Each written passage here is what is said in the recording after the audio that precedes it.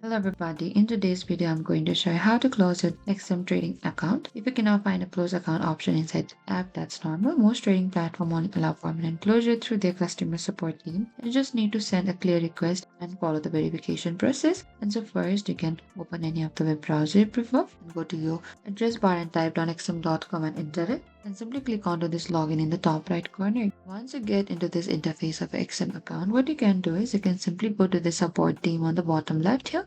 So here you can find options for the live chat, WhatsApp or other socials, or you can simply send us a request over here as well. Over here what you can do is you can simply select your first name, your last name in a subject text for your close account. And you can also put your email address and your account name as well. And if you want to attach any of the files, you can simply upload the files over here and select to this. I declare that I have carefully read and fully understood the entire text of the privacy policy. And you can simply send it over here on the bottom. And that is it. To close your account, you can simply contact support, send close a request, and complete the verification and wait for the confirmation from the XM email as well. Thank you for watching this video. I hope I could help you. If you have any queries or confusion, please comment down below and we will reach out to you very soon.